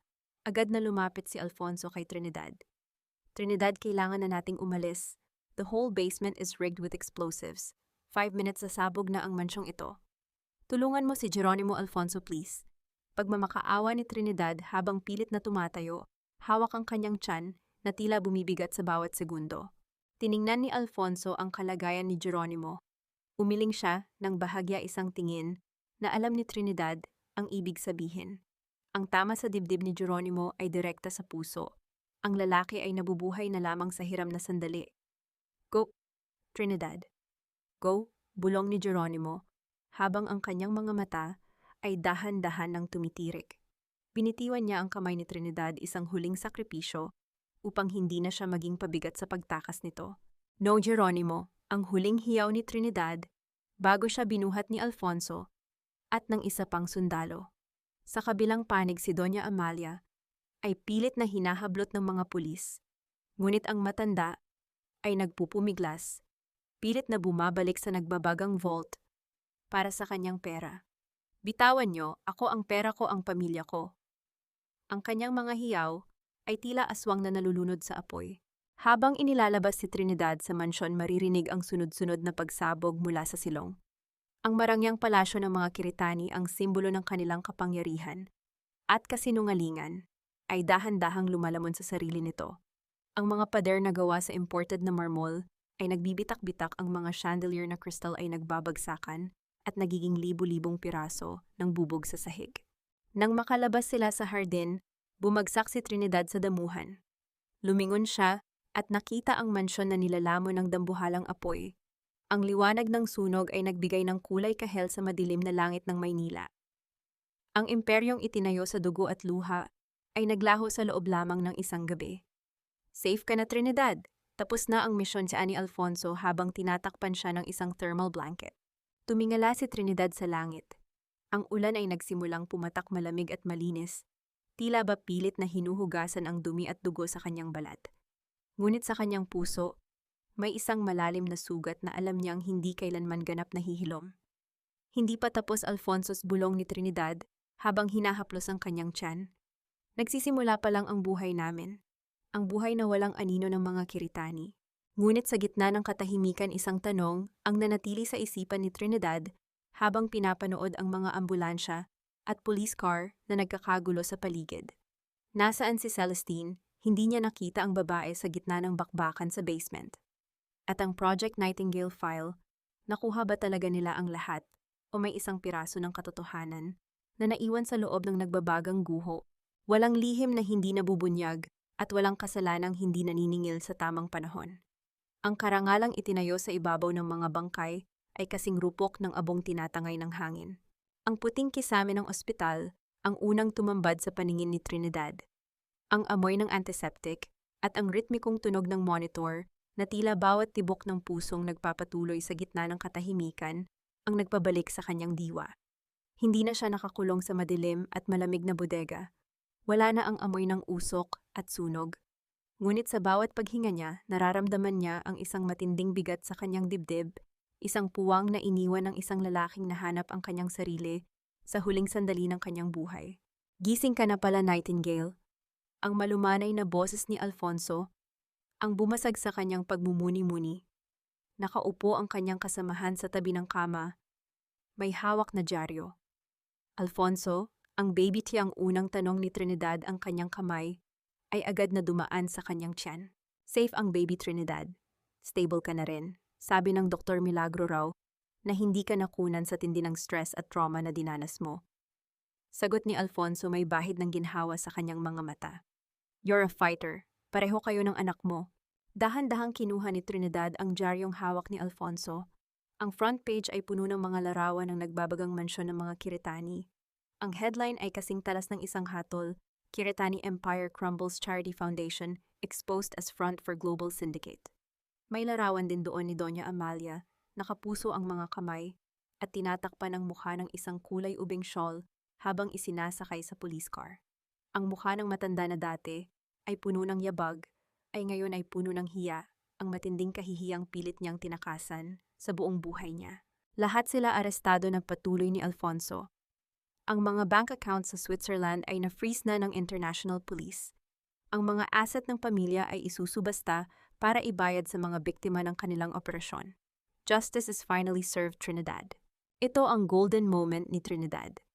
Habang tinititigan niya ang larawan ni Amalia, hindi siya nakaramdam ng saya o tagumpay. Sa halip naramdaman niya ang isang malalim na pagod.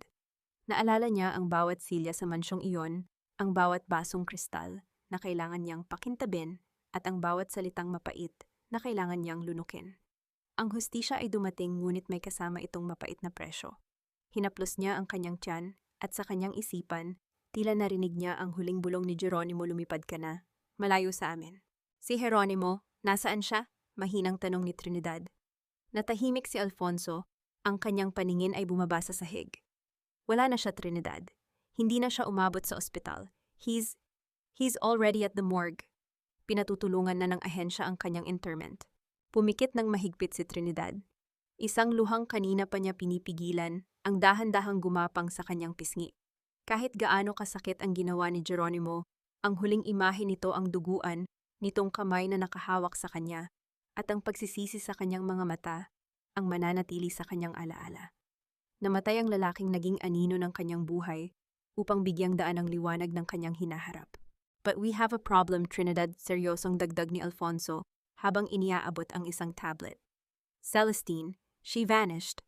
We found the bodies of the cleaners in the basement, but Celestine was not among them. In fact, we discovered that her real identity is much more dangerous. She's not just a handler. She is the daughter of the syndicate's overall leader in Southeast Asia. Naramdaman ni Trinidad ang isang malamig na kaba. Ang text message na natanggap niya sa ambulansya ay biglang nagkaroon ng malinaw na anyo.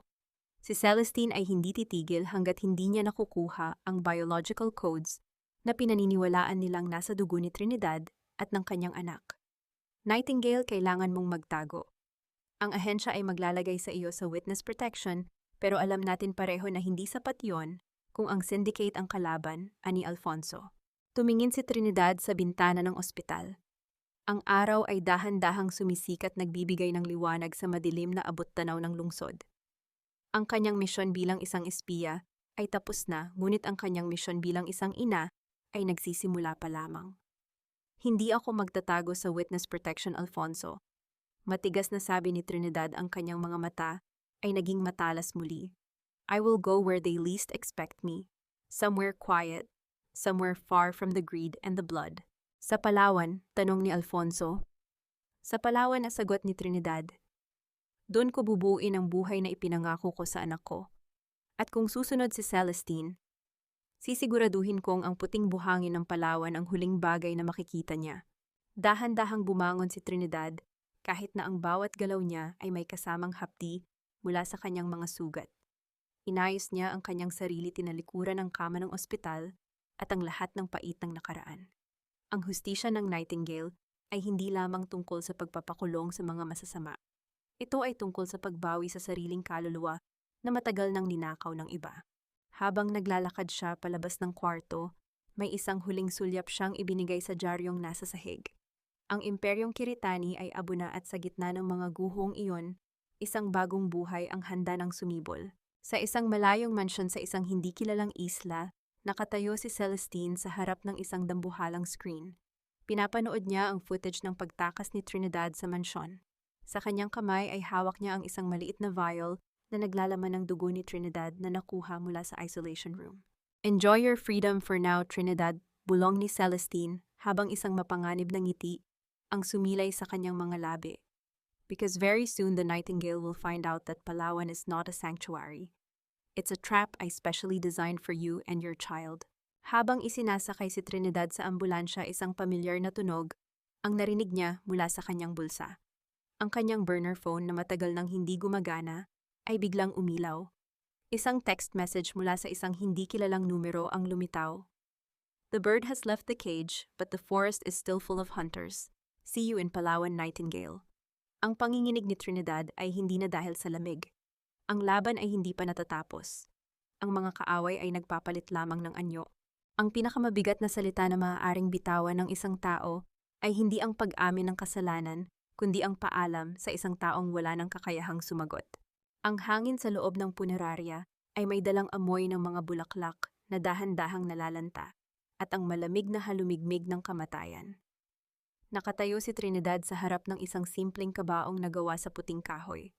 Walang mga magarbo at gintong palamuti, walang mga dambuhalang korona ng bulaklak mula sa mga politiko, at walang mga kamera ng media na nag-aabang sa labas. Ito ang tahimik na huling hantungan ni Geronimo Kiritani, isang lalaking isinilang sa karangyaan, ngunit pumanaw sa gitna ng pagkasira ng kanyang sariling pangalan. Dahan-dahang inilapat ni Trinidad ang kanyang palad sa ibabaw ng salamin ng kabaong. Sa ilalim nito, ang mukha ni Geronimo ay payapa, tila ba sa wakas ay nakatakas na siya sa mahigpit na hawak ng kanyang ina at sa bigat ng kanyang mga pagkakamali. Ang dumi at dugo sa kanyang tuxedo ay pinalitan ng isang malinis na barong, ngunit para kay Trinidad, ang mantsa ng kanilang nakaraan ay mananatili habang buhay. Sana sa kabilang buhay, Geronimo, mahanap mo ang tapang na hindi mo nahanap dito, mahinang bulong ni Trinidad.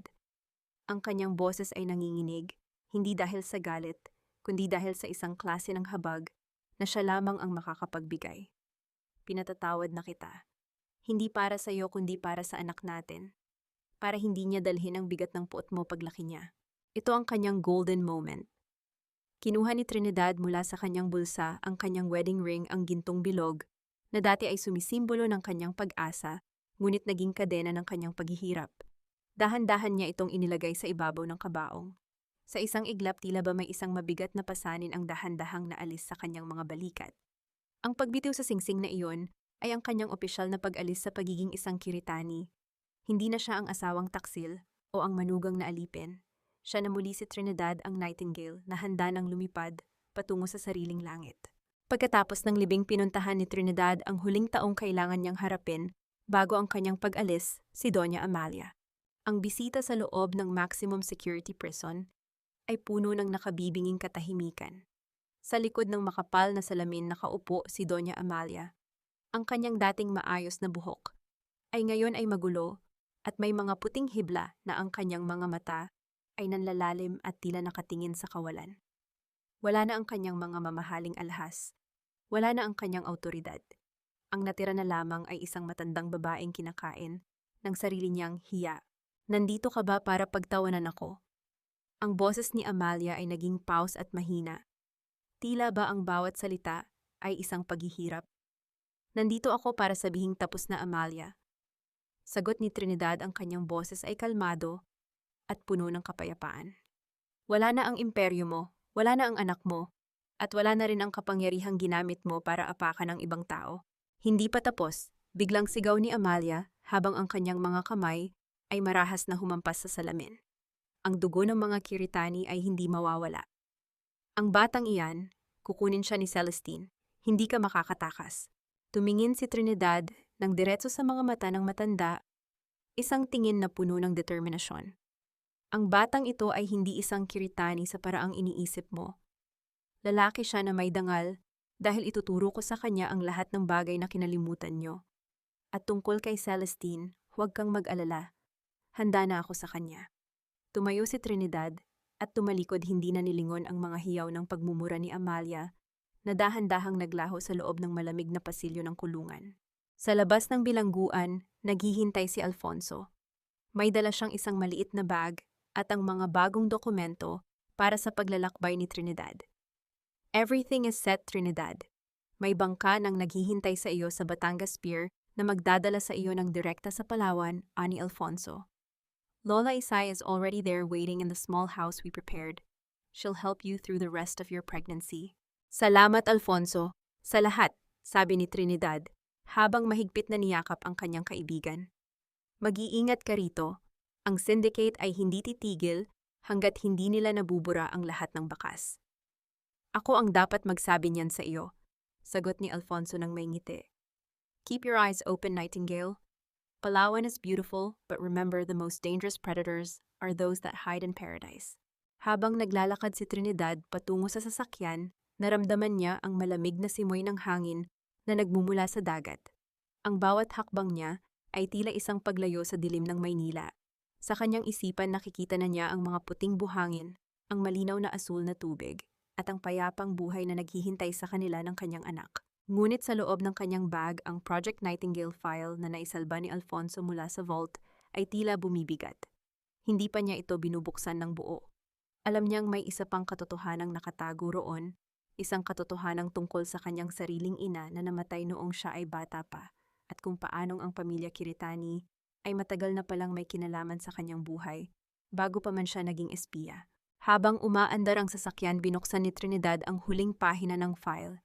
Isang lumang larawan ang nahulog mula sa mga dokumento. Ang larawan ay nagpapakita ng isang batang babae, si Trinidad, na karga ng isang lalaki na may suot na uniforme ng militar. Ngunit ang nakakagimbal ay ang babaeng nakatayo sa tabi nila nakangiti at may hawak na isang sanggol. Ang babaeng iyon sa larawan ay si Doña Amalia noong kabataan niya, at ang sanggol na hawak niya ay may isang maliit na birthmark sa leeg, ang kaparehong birthmark na nakita ni Trinidad sa leeg ni Celestine. Nabitawan ni Trinidad ang file. Ang katotohanan ay mas malupit at mas masalimuot kaysa sa iniisip niya. Ang laban sa Palawan ay hindi lamang tungkol sa kaligtasan. Ito ay tungkol sa isang madilim na ugnayan ng dugo na matagal nang ibinaon sa limot. Ang dagat ay may sariling paraan ng paghuhugas ng sugat na hindi kayang hilumin ng panahon.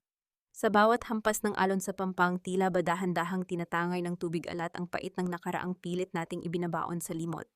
Ang unang pagsikat ng araw sa Palawan ay hindi katulad ng sa Maynila. Dito ang liwanag ay hindi sumasagupa sa usok at matatayog na gusali.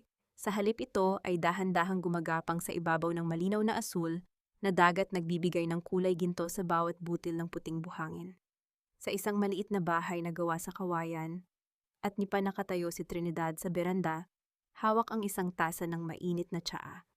ang amoy ng sariwang hangin, at ang samyo ng mga bulaklak ng kalachuchi ay tila isang gamot na dahan-dahang nagpapatahimik sa kanyang naguguluhang isipan. Training anak, huwag kang magpapatuyo ng hamog. Masama iyan sa kalagayan mo.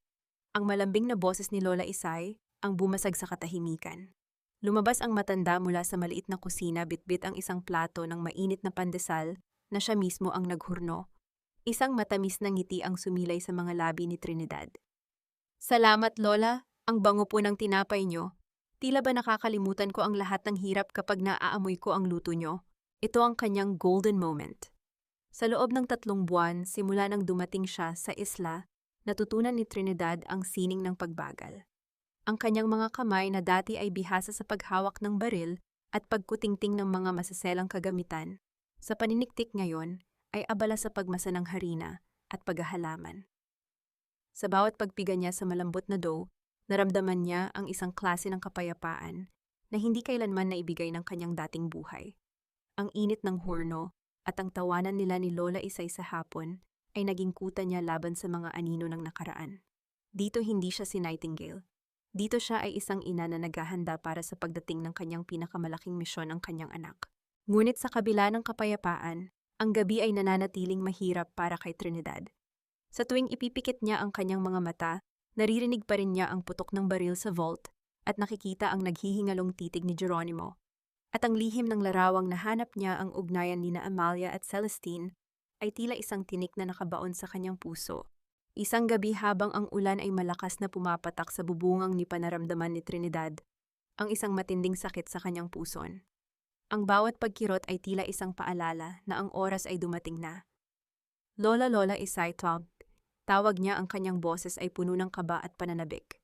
Ang gabing iyon ay naging isang laban ng buhay at kamatayan, ngunit sa pagkakataong ito, ang paligid ay hindi puno ng puot, kundi ng pagmamahal.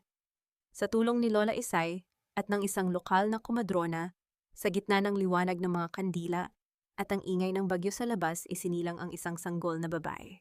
Nang ilapag ang bata sa dibdib ni Trinidad, ang lahat ng sakit, ang lahat ng pait, at ang lahat ng takot ay tila naglaho ng parang bula. Ang maliit at nanginginig na kamay ng sanggol, na humawak sa kanyang daliri, ay naging sapat na dahilan para sa lahat ng kanyang sakripisyo. Tala, ang pangalan mo ay talabulong ni Trinidad, habang ang mga luha ng kaligayahan ay dahan-dahang dumadaloy sa kanyang mga pisngi. Dahil ikaw ang nagsilbing bituin ko sa gitna ng pinakamadilim na gabi. Lumipas ang mga linggo at ang buhay sa Palawan ay naging mas makulay para kay Trinidad at kay Tala. Ang tiyam ng bata at ang amoy ng gatas ay naging musika sa kanilang maliit na tahanan. Binuksan ni Trinidad ang isang maliit na bakery sa harap ng kanilang bahay, kung saan ang mga turista at mga lokal ay nahahalina sa kanyang mga tinapay na gawa sa pagmamahal. Ngunit ang tadhana ay sadyang mapaglaro. Isang hapon habang nag-aayos si Trinidad ng mga paninda, isang puting yate ang dahan-dahang dumaong sa hindi kalayuang pampang. Isang babaeng nakasombrero at may malaking shades ang bumababitbit ang isang mamahaling bag. Napatigil si Trinidad sa kanyang ginagawa. Ang paraan ng paglakad ng babae, ang tindig nito, at ang aura ng kapangyarihan ay tila isang pamilyar na bangungot na nagbabalik. Ang kanyang puso ay nagsimulang tumibok ng mabilis, isang instinto ng isang nightingale na muling nagising mula sa pagkakahimbing. Lumapit ang babae sa bakery ni Trinidad. Dahan-dahan nitong tinanggal ang kanyang shades at ang mga matang kasing lamig ng yelo ay tumitig ng diretso sa mga mata ni Trinidad. Ang bango naman ng mga tinapay mo, Trinidad. Tila ba nakahanap ka na nga ng paraiso? Ani Celestine, ang kanyang boses ay puno ng mapanganib na tamis. Ngunit nakalimutan mo yata. Ang nightingale ay hindi kailanman maaaring magtago sa isang luntiang gubat nang hindi nahahanap ng mga ngaso. Naramdaman ni Trinidad ang panginginig ng kanyang mga kamay, ngunit sa pagkakataong ito, hindi siya natatakot para sa kanyang sarili. Lumingon siya sa loob ng bahay, kung saan natutulog si Tala sa kanyang duyan. Anong ginagawa mo rito, Celestine? Tanong ni Trinidad, ang kanyang boses ay matatag at puno ng babala. Nandito ako para sa kung anong sa akin, sagot ni Celestine habang lumalapit sa counter. Inilabas niya ang isang lumang dokumento, ang kaparehong dokumento na nahanap ni Trinidad sa vault. Nandito ako para bawiin ang aking kapatid. at ang batang magpapatuloy sa legacy na sinira mo. Habang nagsasalita si Celestine, napansin ni Trinidad ang isang maliit na pulang tuldok ng laser na dahan-dahang gumagalaw sa ibabaw ng duyan ni Tala. Namilog ang mga mata ni Trinidad sa tindi ng kilabot. Hindi nag-iisa si Celestine. May mga sniper na nakatutok sa kanyang anak mula sa mga puno sa paligid. One move, Trinidad, at mawawala ang iyong bituin bago pa man sumapit ang gabitat. Bulong ni Celestine. Now invite me inside. We have a lot of family secrets to discuss. Ang pinto ng bakery ay dahan-dahang sumara, iniwan ang magandang tanawin ng Palawan sa labas, habang sa loob ang isang bagong digmaan ay muling nag-uumpisa, isang digmaang hindi lamang para sa katarungan, kundi para sa mismong kaluluwa ng kanyang anak. Ang tunay na kalayaan ay hindi matatagpuan sa pagtakas mula sa nakaraan, kundi sa pagharap dito ng may baon na pagpapatawad at pagtanggap na ang bawat sugat ay bahagi na ng iyong kagandahan. Sa loob ng maliit na bahay sa Palawan, ang hangin ay tila naging kuryente sa tindi ng tensyon. Ang pulang tuldok ng laser ay nananatiling nakatutok sa duyan ni Tala, isang tahimik na banta na kayang pumatay ng lahat ng pangarap ni Trinidad sa loob lamang ng isang segundo. Nakatayo si Celestine sa gitna ng sala, ang kanyang mga mata ay nagniningning sa tagumpay, habang ang kanyang kamay ay dahan-dahang humahaplos sa mga kagamitan sa loob ng bahay ng may pandidiri. You really thought a few months of peace would make me forget, Trinidad? Bulong ni Celestine, ang kanyang boses ay tila huni ng isang ahas sa paraiso. I lost everything because of you. My father's empire, my status, and even Geronimo. Now I will take the only thing that makes you breathe. Dahan-dahang itinaas ni Trinidad ang kanyang mga kamay, ngunit ang kanyang mukha ay hindi nagpapakita ng takot. Ito ang kanyang huling golden moment bilang Nightingale. Sa kabila ng panganib, ang kanyang isipan ay kasing linaw ng kristal. Alam niyang ang bawat segundo ay mahalaga. Hindi ka nandito para sa bata, Celestine. Kalmadong sabi ni Trinidad. Nandito ka dahil mag-isa ka na lang. Ang syndicate ay tinalikuran ka na. Ang biological codes na hinahanap mo, wala iyon sa dugo ko. Isang malaking kasinungalingan iyon ni Amalia para kontrolin ka, gaya ng pagkontrol niya sa akin at kay Geronimo. Napatigil si Celestine. Ang kanyang kamay ay nagsimulang manginig. Nagsisinungaling ka, Amalia said, we are the key. Look at the photo, Celestine. Ani Trinidad, itinuro niya ang lumang larawan na nasa ibabaw ng mesa. Ang larawang nagpapakita sa kanilang dalawa noong mga bata pa sila. We were both victims of her greed. Inilihim niya ang katotohanang tayo ay magkapatid sa ama para pag-awayin tayo, para maging mga sundalo niya sa kanyang madilim na laro. Geronimo was our brother too, Celestine, and she let you kill him in that vault. Ang katahimikan sa loob ng bahay ay naging masakit. Ang pulang tuldok ng laser sa duyan ni Tala ay biglang kumurap at nawala. Mula sa labas maririnig ang mahihinang kalos sa damuhan at ang tunog ng mga bakal na nagtatama ang hudyat na ang mga tauhan ni Alfonso ay matagumpay nang na-neutralize ang mga sniper ni Celestine nang walang ingay. It's over, Celestine, Ulpan. Bulong ni Trinidad habang dahan-dahang lumalapit sa kanyang kapatid. Hindi niya ito tiningnan bilang isang kaaway, kundi bilang isang nawawalang kaluluwa. Hindi kailangang dumanak muli ang dugo. Tapusin na natin ang sumpa ng mga Kiritani dito ngayon mismo. Bumagsak si Celestine sa kanyang mga tuhod. Ang kanyang mga hikbi ay tila isang marahas na pag-agos ng tubig mula sa isang sirang dam. Ang kanyang lahat ng galit at puot ay dahan-dahang natunaw, pinalitan ng isang matinding panghihina. Pumasok si Alfonso kasama ang kanyang mga tauhan, ngunit sa isang kumpas ng kamay ni Trinidad, hinayaan muna nila ang dalawang babae sa kanilang huling paghaharap. Dalhin niyo siya, mahinang utos ni Trinidad pagkalipas ng ilang minuto. Siguraduhin niyong makukuha niya ang tulong na kailangan niya.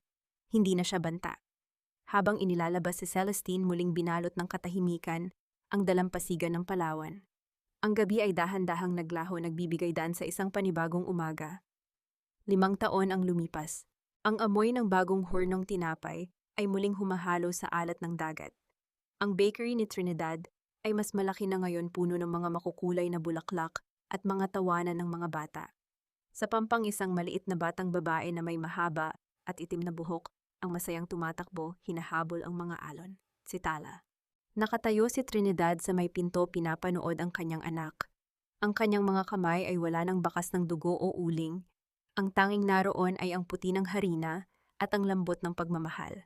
Ang huling sulyap ni Trinidad sa kanyang anak, habang lumulubog ang araw sa Palawan, ay ang patunay na ang bawat bagyo gaano man ito kalakas, ay may hangganan din sa dulo ng dalampasigan.